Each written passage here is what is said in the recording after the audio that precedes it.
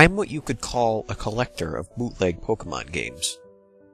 Pokemon Diamond and Jade, Chaos Black, etc. It's amazing the frequency with which you can find them at pawn shops, Goodwill, flea markets, and such. They're generally fun, even if they are unplayable, which they often are. The mistranslations and poor quality make them unintentionally humorous. I've been able to find most of the ones that I've played online, but there's one that I haven't seen any mention of. I bought it at a flea market about 5 years ago. I've included a picture of the cartridge in case anyone recognizes it. Unfortunately, when I moved 2 years ago, I lost the game, so I can't provide you with screen caps. Sorry. The game started with the familiar Nidorino and Gengar intro of Red and Blue version. However, the press start screen had been altered. Red was there, but the Pokemon did not cycle through.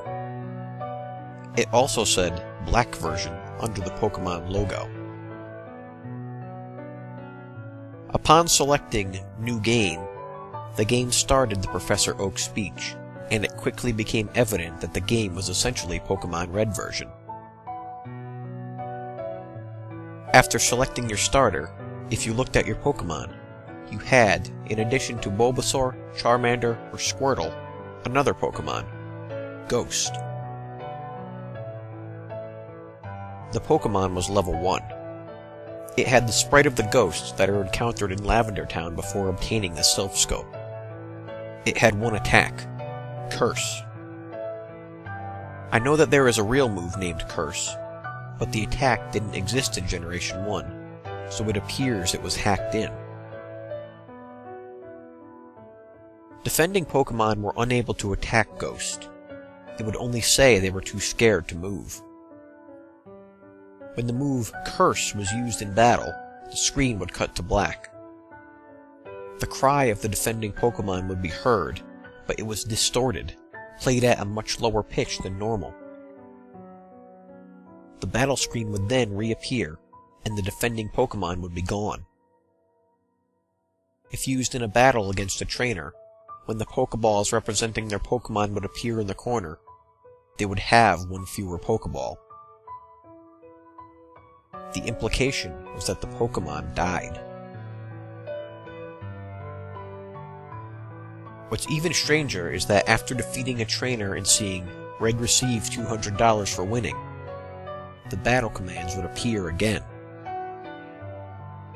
If you selected Run, the battle would end as it normally does. You could also select Curse.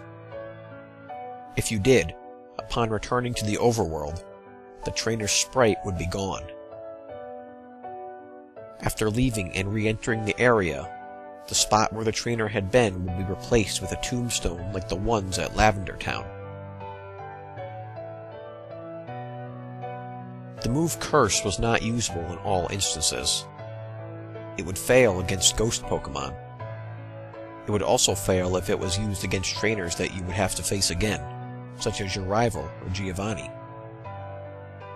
It was usable in your final battle against them, however.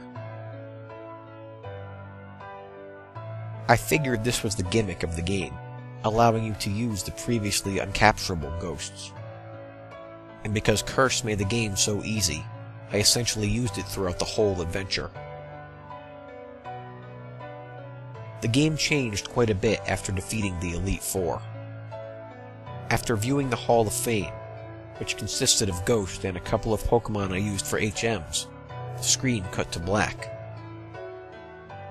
A box appeared with the words, "Many years later." It then cut to Lavender Town. An old man was standing, looking at the tombstones. You then realized this man was your character. The man moved at only half of your normal walking speed. You no longer had any Pokemon with you, not even Ghost, who up to this point had been impossible to remove from your party through depositing in the PC. The overworld was entirely empty.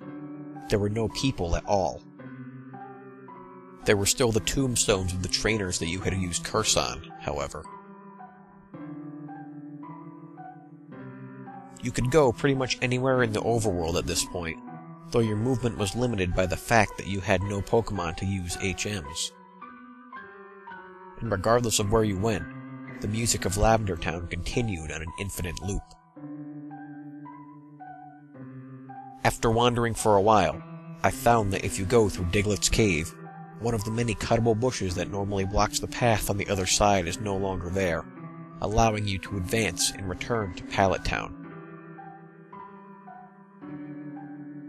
Upon entering your house and going to the exact tile where you start the game, the screen would cut to black.